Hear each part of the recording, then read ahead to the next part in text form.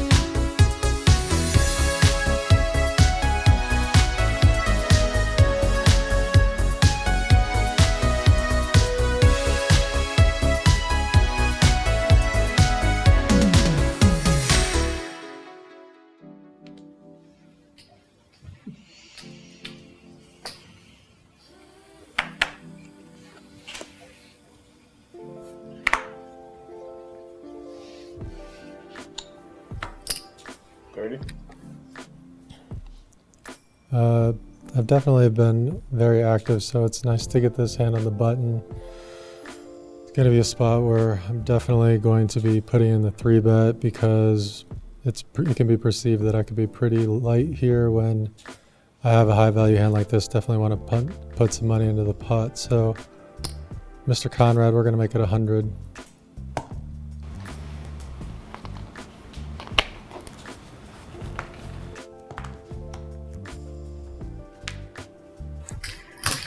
Alright, so my hand plays pretty bad out of position. It's not ideal. Definitely could consider 4-betting, but just because of game flow reasons, I don't think I'm going to. I think I'm just gonna let it go.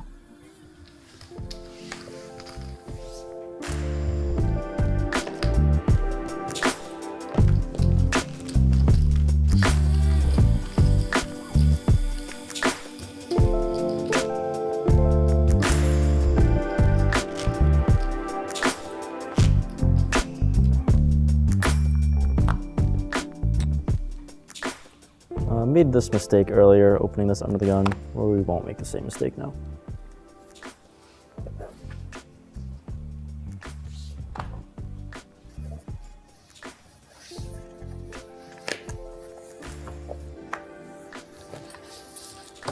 So this is actually the first time that we've had blind versus blind with it folding me in the small blind. So I am going to be playing limp strategy. I won't be raising at all from the small blind. Against Landon's big blind, so I'm just going to limp with everything and go from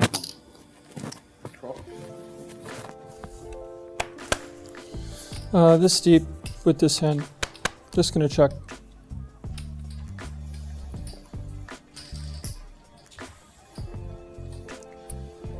So I'm going to be checking this flop, and I'll probably check call on this board.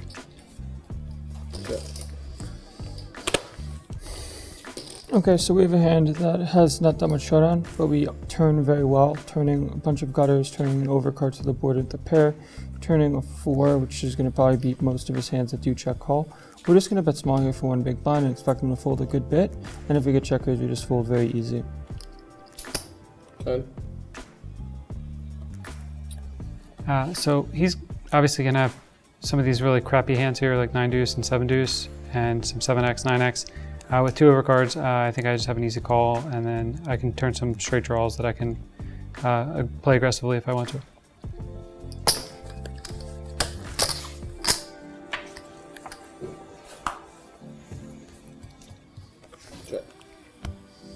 Okay, this is one of those turns where we do have a diamond, which is nice if we did decide to continue barreling. So we'll have some bluffs on the river. But with a hand like this, it's nicer to have it as a river bluff than it is a turn bluff, because we have like absolutely zero equity in this spot, and I don't need to reach very far to find bluffs again, because it's just a very wide range versus a very wide range, to where if I have like flush draws themselves, gutters themselves, open-ended like 6-8 and then 10-8, if I did decide to check it back, those are gonna be really nice bets. But this one I can just check and then bluff the river if he checks to me.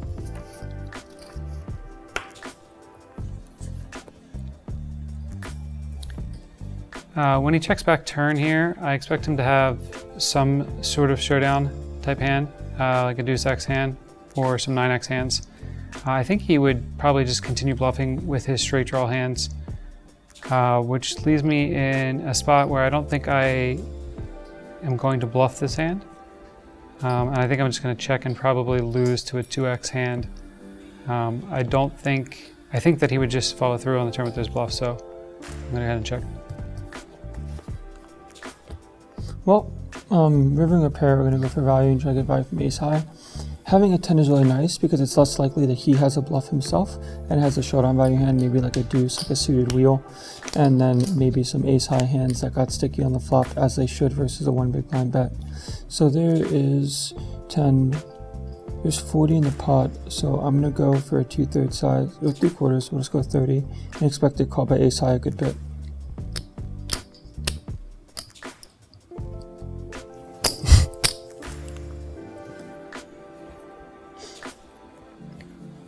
I think it's gonna be pretty heavily weighted towards value here when he takes check bet check line, or I'm sorry, bet check bet line.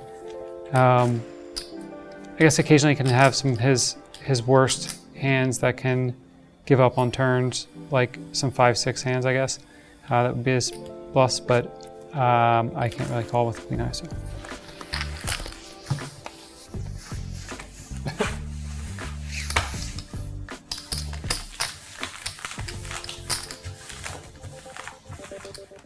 I mostly just tried to listen to stuff that was like reasonably upbeat and reasonably, I guess, consistent in the volume level. So I ended up listening to like ELO, or Electric Light Orchestra, pretty much on repeat for the whole like billion hours that we were recording. So yeah, they have a deep catalog. Podcasts, which I didn't expect that I'd be listening to podcasts during the show. If anything, I was trying to distract myself. It was really hard to purposefully not look at people and read lips or read body language or read anything. I basically just picked like a lounge EDM playlist on Spotify. But then there was like halfway through the session, my wife like tried to listen to her Spotify, and she logged me out of my Spotify. So I ended up just playing the music that was on my phone, which is a little bit more high energy. You know, I DJ on occasion on the side. So it was like, let's get the party started music. A bunch of different music. I had some Juice WRLD. I had some Thrice. I had Linkin Park. And then I had a bunch of maybe some Taylor Swift in there. Maybe I have an eclectic taste in music. So there's definitely some like, you know, kind of romantic songs in there, I'll say. Listen to country, just strictly country the whole time. It's my favorite genre, and yeah, just jamming out to it. No, how is that man? How does he do it? How does he do what he does and listen to country at the same time? Yeah, just a lot of like good vibes and like just emptiness, I guess. I don't know how to describe it. I was listening to a lot of like anime openings. I was listening to a bunch of like some rap music. This is kind of like high octane, like head pumpy stuff.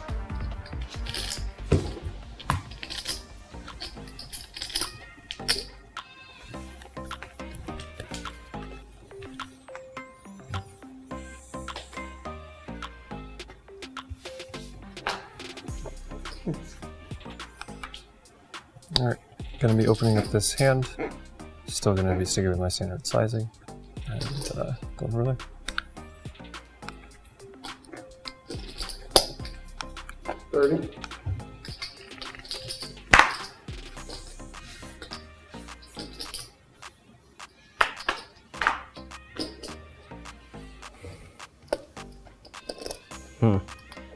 I feel like usually I would, honestly, 50-50. Calling would be easy, but 3-betting wheel aces is probably the better route to be more aggressive. Issue is that, I don't know, less playability since it's offsuit. So we can easily put in 20, see a flop, and kind of play this a little bit more standardly, as one would call it, so we'll do that.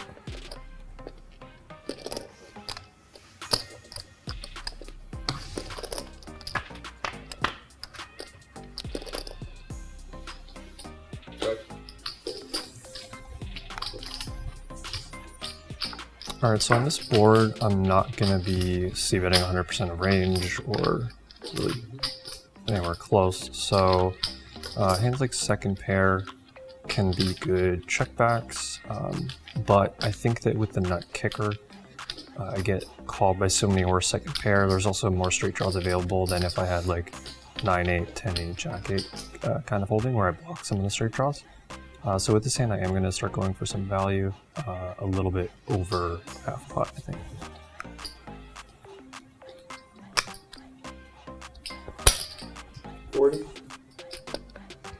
So I guess the issue with not 3-betting this is that we're going to play this a little bit more face up and not have really much room to bluff or do anything when we totally whiff, so we're out.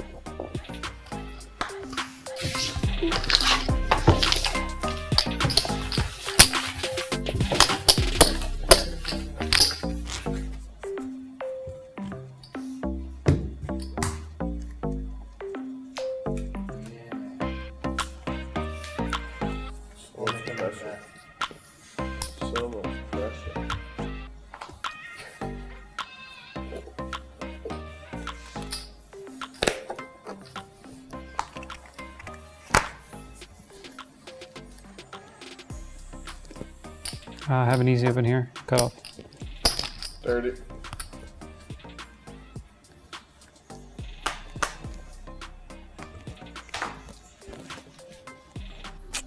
All right. I think we're just going to continue the theme of 3-betting. This hand should probably do pretty well against the cutoff opening range. So although it does suck that we are in the small blind, we're just going to keep up the aggression like we have so far. Seems like it's been working okay. I'll just do 4x to 120. 120?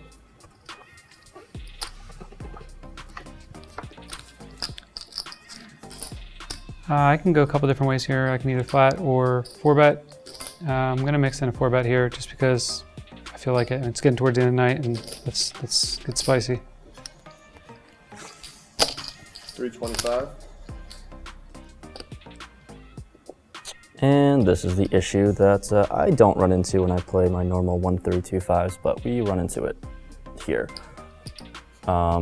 With the 4-bet, we're kind of handcuffed, especially out of position, to fold our pretty marginable 3-bet hands. I mean, this just plays pretty horribly post, so, and out of position. There's just no reason for us to continue, but you know, just got caught 3-betting blight this time.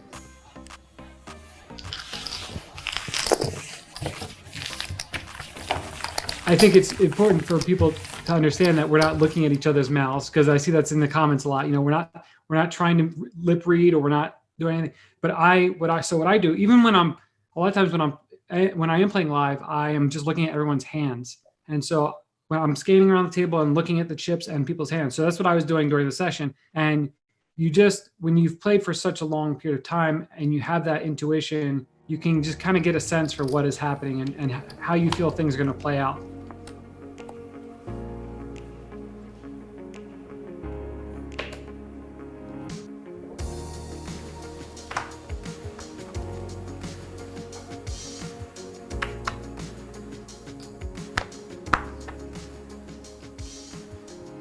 All right, once again, we're on the button, probably gonna be opening this. It seems a little wide, but we should be able to play it in position just fine.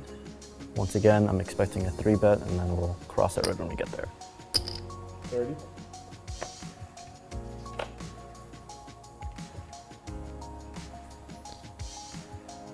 Definitely sensing some frustration out of Ethan right now. He's definitely had a rough go of it. And while I do like this hand, button versus big blind as a 3-bet, might be kind of nice to flat here and under rep our hand and play post flop with Ethan. Either way is fine. Probably better to raise, but we're gonna have some fun and play post with Ethan.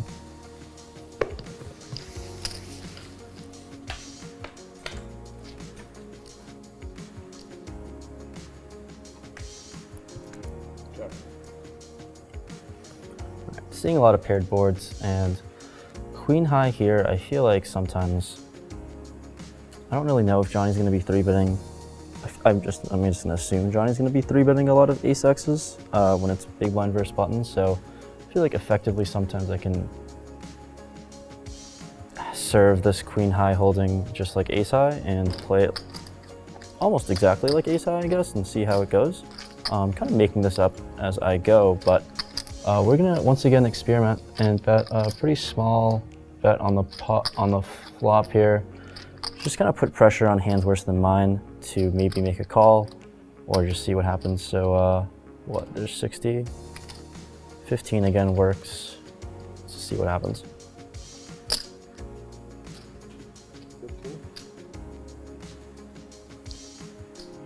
Yeah, definitely one of those flops where not much change between pre-flop and post-flop. If I had the best hand pre-flop, I likely have the best hand post-flop. Obviously, my specific hand isn't great for the board. Probably can't call down multiple streets, but for sure calling one, especially for $15, possibly calling two depending on what he does on the turn, but just take it one street at a time. Easy call here.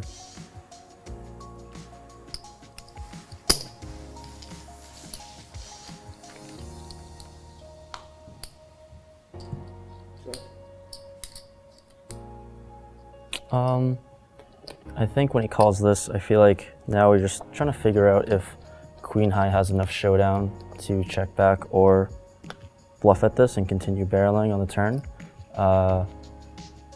That's really the end of the day, and just trying to figure out how light he's calling me and see if there's enough showdown in queen high.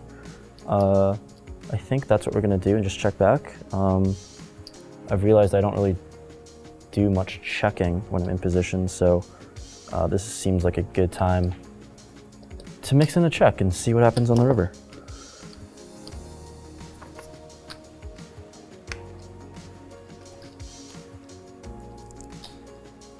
Considering check back the turn,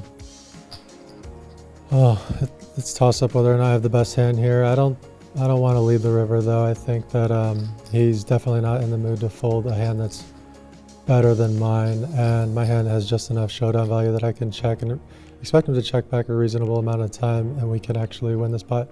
If I check and he bets, we'll talk if that happens. I don't know why in my head I kind of wished he would bet at this so I can raise it, since I do hold an 8 and I guess block the nuts straight. But considering now that he checked it back, I don't know if my line makes any sense to just fire just any amount to hope that he folds here. I guess I'm just hoping queen high is good, because I don't know if any pair is going to be folding to a river bet, because that line just makes no sense. So yeah, we're not really repping any value or strength here, so we're just going to check back and hope we're good.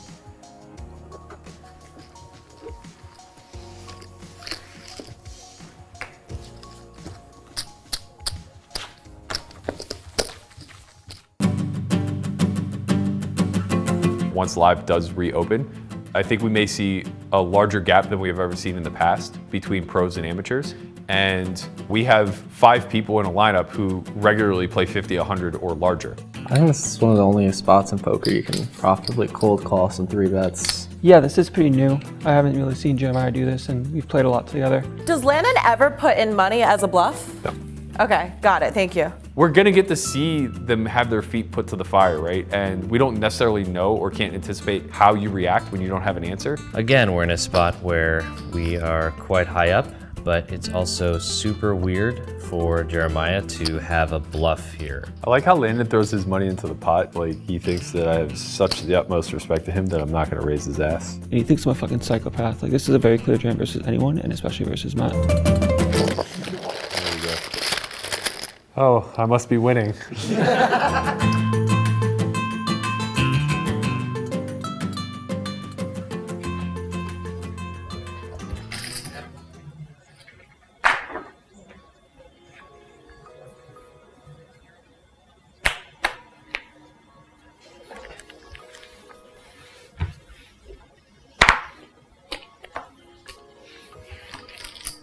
Alright, this is gonna be one of my worst opens, but we're gonna go ahead and do it on the button.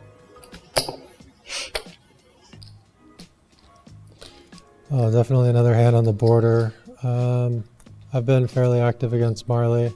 Last couple times I've had it, and this time I don't exactly have it, but I don't really love flatting from the small blind with Matt being an aggressive player in the big blind, so we're going to go ahead and take the initiative here. Even though Marley's not particularly deep, I think that she's going to be willing to fold, and if not, our hand has some playability, as obviously we have broadways. So let's spice it up to 130. 130. All right, so in this late position versus small versus big, we have actually a pretty good hand to attack with. And it's been a while since we did anything. So I think I'm gonna go for it here. Don't need to use a massive size. Probably gonna go 2.5-ish. A little under.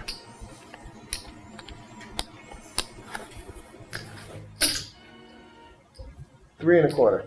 Alright, so Matt kind of made my life easy here. I was honestly debating calling, even though I'm at the bottom. I'm in position, pretty deep. You know, this hand does play okay. I don't know. I honestly wasn't even sure what I was going to do. Obviously, it made my life a bit easier, but we'll see. Hopefully, it doesn't come down all spades. Looks like we got caught here. Not going to be going with this hand. Although definitely Matt could definitely have some bluffs here because the positional dynamics just need a little bit better of a hand. So I'm going to let it go.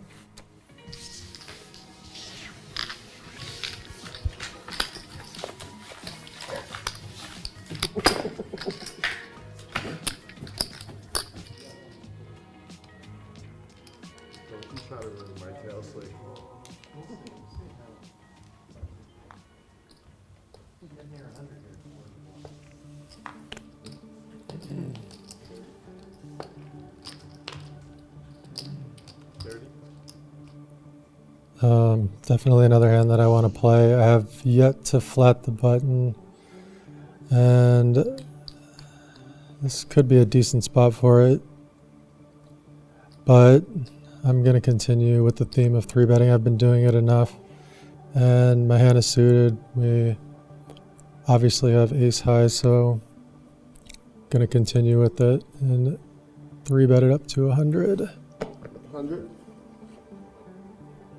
So it's pretty interesting to wake up with a hand in this dynamic immediately after 4-betting light in a very similar configuration. Really no reason not to 4-bet this hand. And we're going to be going bigger now out of position. Don't need to quite go 3x, I don't think. I think something like 2.7 and then calling off is pretty reasonable. So that's what we're going to do.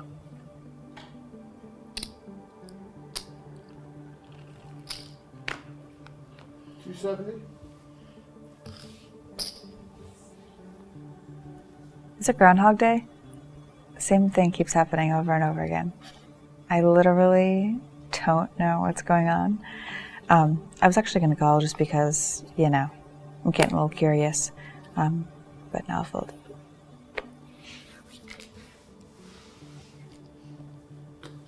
Definitely an interesting dynamic in play with this being a second consecutive hand.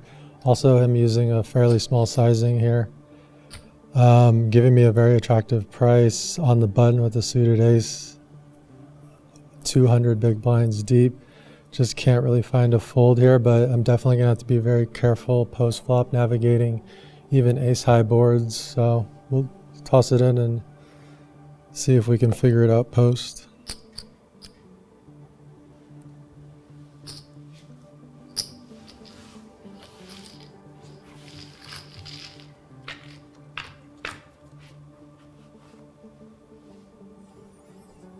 So this board is pretty interesting because we definitely have an advantage, but Johnny probably has more of the nuts than we do. I probably don't cold for queen jack a whole lot, but I can have aces, kings, tens. You can probably have tens for sure. I'm not sure if he's just ripping in with kings plus, but I think probably in this configuration he does. We are reasonably deep though, so I don't want to completely discount those, but with ace king we can discount those pretty heavily. I think that given the nature of the board and that we're one card away from potentially having a four-liner, we can just pretty much go for a size that allows us to go somewhat small on flop, jam turn, I think. I think he has about 16 and change, maybe 17. So actually I could be wrong. Pot's about 570. So actually, it's going to be pretty hard to get it in on two streets, actually. I think, given that that's the case, we still probably want to go for all three here.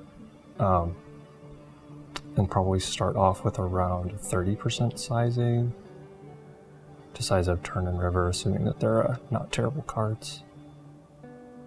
So into 540, I'm going to bet 175.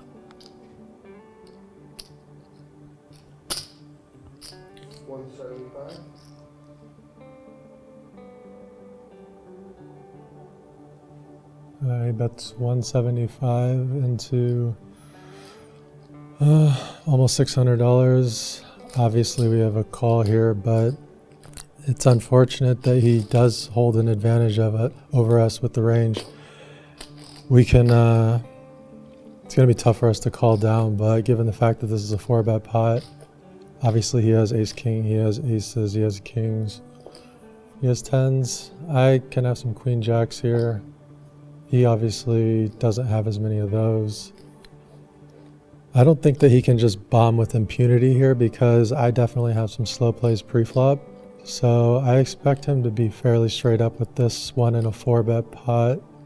So I think we can safely call and evaluate turn. Hopefully we get lucky and hit a 6 or maybe turn a diamond, make our job a little easier, but for now we have a call.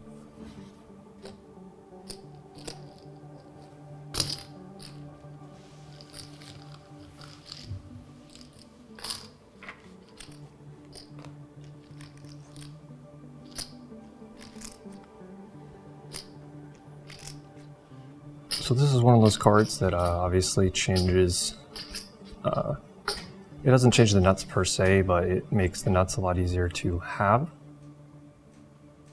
I don't know exactly what Johnny's 3-bet construction looks like here, if it includes, you know, hands like Jack 10 suited, Queen Jack suited, would make a lot of sense here, and that makes this card especially bad because he can absolutely call flop with exactly those hands. He doesn't need to raise any of those hands. So for my range overall, I won't have a whole lot of Jack X here.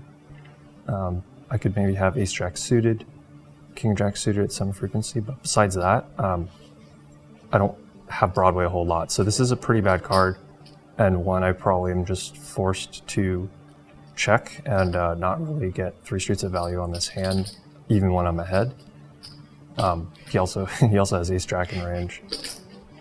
It's hard to know how much Jack X he does have, but it's probably a fair bit. So I think that we have to go into check mode here, and I'm honestly not that confident about at this SPR what we can realistically do as far as ever getting away from this hand. It feels sort of impossible given how high up in range I am when I don't have a lot of jacks in range. But I do have sets, so it's a little bit a little bit unclear to me how wide I'm going to go, but I think that I want to be checking here and potentially getting one more street later, potentially getting to showdown, depending on what the action is. This is a very, very interesting turn card because it's clear that he does not have very many jacks here. Given that he 4-bet pre-flop, the ranges are pretty narrow, meaning that he probably has a hand like ace king, pocket kings, ace queen, and with the SPR being that there's about 700 in the pot and I have about 1600 behind, I can't really bet here on the turn and expect him to fold any sets or 2 pairs. So what I can do is, because I hold more jacks in my hand, I can turn my hand into a bluff and move it all in for over a 2x pot shove and put him to the test with 2 pair or set. It's pretty likely that he has 2 pair or set here. So it's just a question of whether or not he's willing to fold those hands. And because I possess a lot of jacks in my hand that would call the flop, that would take this line, I think that he's going to find a fold enough times for me to make this play profitable. And if not, you know, we can always hit the diamond on the river and get super lucky. You know, we definitely hopefully don't reach to that point, but I feel fairly confident that we're going to have more jacks here and that he's going to be in a tough spot. And I think he's going to call probably 30% of the time, but we'll see. All in? All in.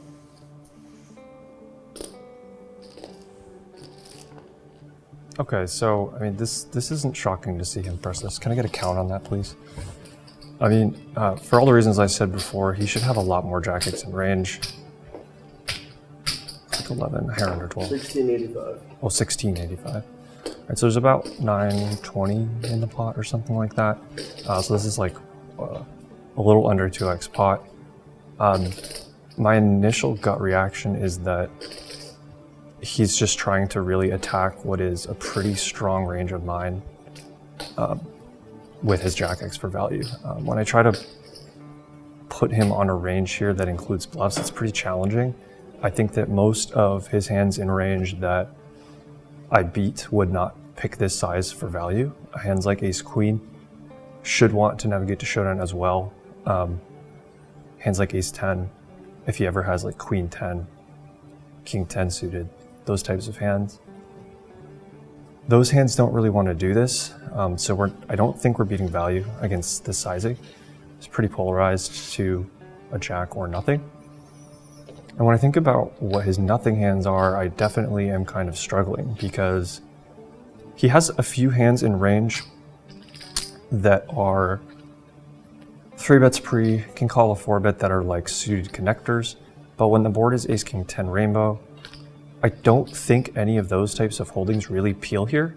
When you look at the arrangement of the cards on the flop, like there's no gutters that don't get there unless they pretty much like make 2 pair. There's no like 9-8 suited that comes in and now decides to just go nuts. There are a few hands I could manufacture for sure. Hands like, you know, maybe pocket 9s peels the flop one time. But I don't even know if Johnny 3-bets those rather than calling pre. So the other issue here is like when I am behind, I'm just basically dead. I have 4 outs if I'm behind. So it's really like, do I have enough information to ever just like soul read here and make a super light call? Because this is effectively a really light call if I call. I don't think there is enough information here to suggest that I can be good nearly often enough against like a 2x sizing to call here. As much as it sucks to have basically the absolute top of my range pre and like basically the top of my range on flop, I think that this is all adding up to he's just allowed to do this with a pretty high fraction of his range because the value part of his range is so strong and the part of his range that isn't straights would just never do this for value. So I kind of hate myself because I really, really hate folding, but I'm gonna let it go.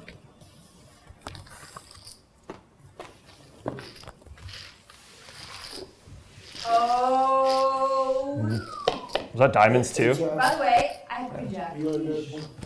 I say. Oof. I was like, I think he has ace king, but I think he's going to fold it the majority of the time. That was an excellent last hand. Alright, everyone. That was an awful last hand of the night. What the fuck? Hey, what? I'm sorry, as a viewer. Jesus Christ.